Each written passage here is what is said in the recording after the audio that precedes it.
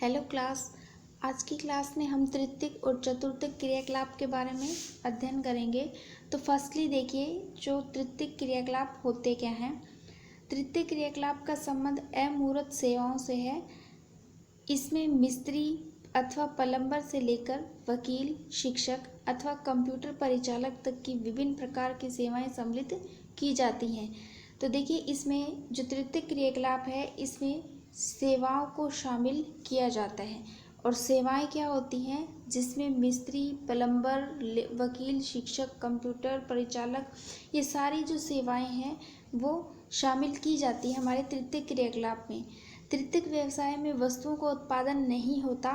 ये सेवाएं विनिर्माण उद्योग से भिन्न होती हैं। देखो, विनिर्माण उद्योग में क्या होता था, यानी हम उत्पादन है वो स्पष्ट रूप से दिखाई देता था। और जो तृतीयक क्रियाकलाप है, तृतीयक क्रियाकलाप में जो सेवाएं होती हैं वो अमूर्त होती हैं, वो दिखाई नहीं देती। ठीक है, तो ये डिफरेंस है दोनों में। देखिए, क्योंकि विनिर्माण में वस्तुओं का उत्पादन होता है और इन क्रियाकलापों का मापन सरल नहीं है। जो विनिर्माण में तो वस्तुओं का उत्पादन होता था, और जो तृतीय क्रियाकलाप है इसमें इसका मापन है वो संभव नहीं है या सरल नहीं है। इनका मापन अप्रत्यक्ष विधि से मजदूरी और वेतन के रूप में किया जा सकता है।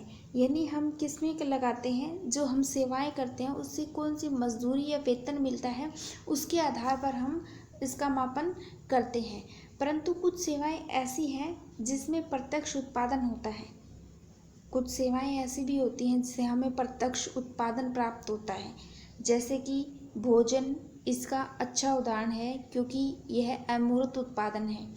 सेवाओं और विनिर्माण उत्पादन में मूल अंतर यह है कि सेवाओं से मिलने वाली विशेषज्ञता कर्मचारियों के कौशल, अनुभव तथा ज्ञान पर आधारित है, जबकि विनिर्माण जो आधार है वो मशीनों को चलाने की तकनीक और उत्पादन की प्रक्रिया होती है। तो देखो, जो विनिर्माण उद्योग और तृतीयक क्रियाकलाप में डिफरेंस बताया है कि जो विनिर्माण उद्योग यानी जो द्वितीयक क्रियाएं हैं वो तो मूर्त होती हैं, यानी उनका उत्पादन हमें स्पष्ट दिखाई देता है, लेकिन जो तृतीयक क्रियाकलाप में सेवाएं होती हैं वो हमें दिखाई नहीं देती, अमूर्त होती हैं। आगे देखिए, तृतीयक क्रियाकलापों के प्रकार। तृतीयक क्रियाकलाप है, इसमें हम शामिल करते हैं व्यापार, वाणिज्य, परिवहन, संचार सेवाएं के तृतीयक क्रियाकलापों के प्रमुख उदाहरण हैं। देखो, व्यापार वाणिज्य सेम बात है। तो व्यापार और वाणिज्य, इससे भी क्या है, लोगों को सेवाएं पहुंचाई जाती हैं, परिवहन से भी, संचार से भी, और अन्य जो सेवा जो क्षेत्र हैं उनमें तृतीयक क्रियाकलाप को शामिल किया जाता है। तो फर्स्टली देखिए, आपका व्यापार और वाणिज्य में क्या क्या पॉइंट आते हैं, एक बार एक्सप्लेन कर देते हैं आपको। वस्तुओं की क्रय और विक्रय को व्यापार कहते हैं। ठीक है, वस्तुओं का जब आदान प्रदान करते हैं तो उसको हम व्यापार कहेंगे। व्यापार का मुख्य उद्देश्य धन कमाना है। व्यापार का काम कस्बों तथा नगरों में होता है, जिसे व्यापारिक केंद्र कहते हैं। देखो, जो व्यापार है वो ज़्यादातर नगरों में होता है, बड़े बड़े महानगरों में होता है, तो उस क्षेत्र को हम व्यापारिक केंद्र कहेंगे। व्यापारिक केंद्र ग्रामीण, नगरीय हो सकते हैं। जरूरी नहीं है कि जो व्यापार के जो केंद्र होते हैं वो गांव में और नगरों में दोनों में हो सकते हैं। ये जरूरी नहीं है कि बड़े बड़े महानगरों में ही व्यापार के केंद्र हों। तो देखिए, फर्स्ट आपका है जो ग्रामीण विपणन केंद्र। ग्रामीण विपणन केंद्र से आपके नाम से पता चल रहा है, ग्रामीण की बात आई है, तो ये देखिए, ये निकटवर्ती ग्रामीण बस्तियों की आवश्यकताओं की पूर्ति करते हैं। जैसे कि जो ग्रामीण क्षेत्रों में जो व्यापार का केंद्र होते हैं, बड़े बड़े जो कस्बे होते हैं वो क्या करते हैं, आसपास के जो ग्रामीण बस्तियां होती हैं उनकी आवश्यकताओं की पूर्ति करते हैं। ये बहुत ही अल्पवर्धित प्रकार के केंद्र होते हैं। अल्पवर्धित थोड़े समय के लिए होते हैं ये, जहाँ पर व्यक्तिगत और व्यावसायिक सेवाएं सुविकसित नहीं होती।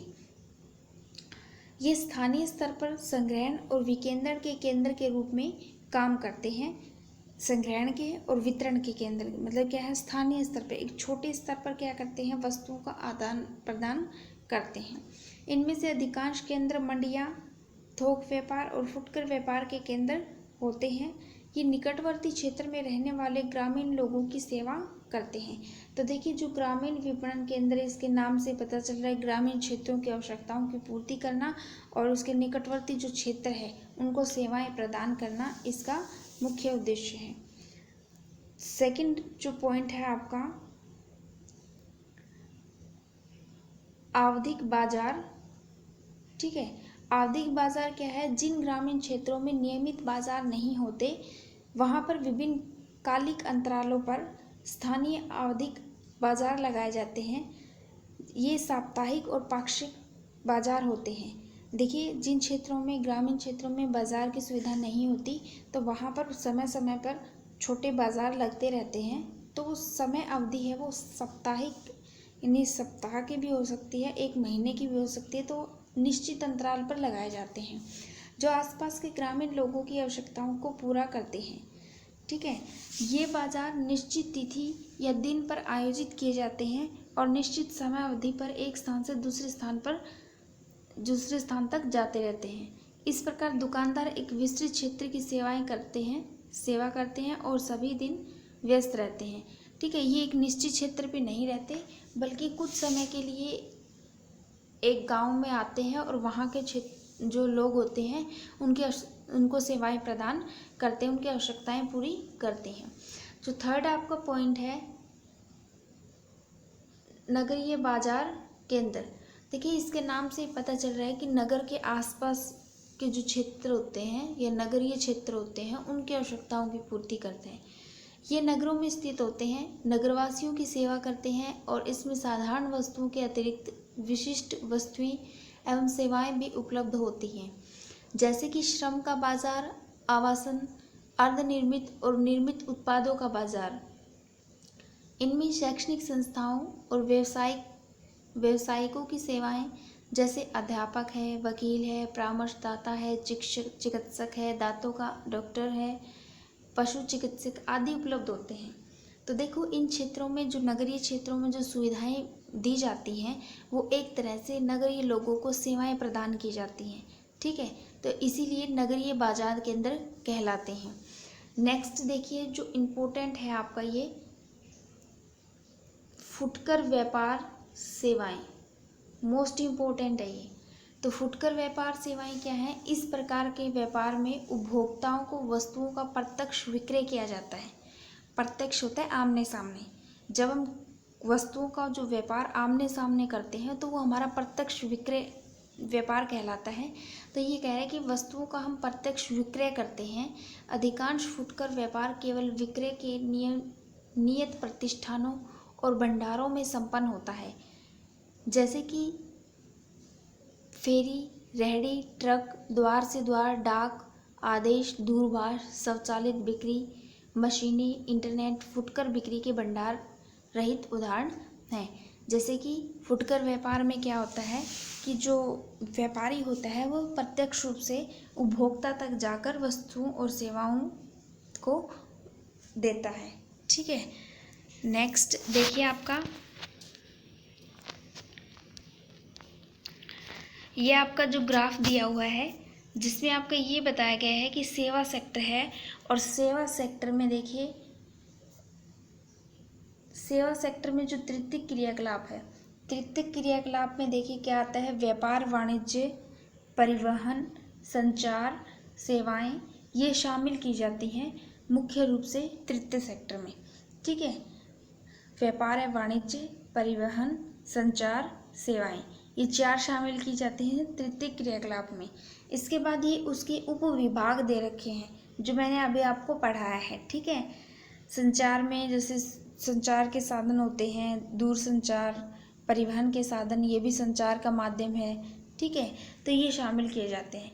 और जो देखिए आपका ये चतुर्थ क्रियाकलाप है, तो चतुर्थ क्रियाकलाप में आपको शामिल किए जाते हैं सूचना आधारित और अनुसंधान एवं विकास आधारित। ठीक है, इसके बाद नेक्स्ट जो आपका है पंचम क्रियाकलाप।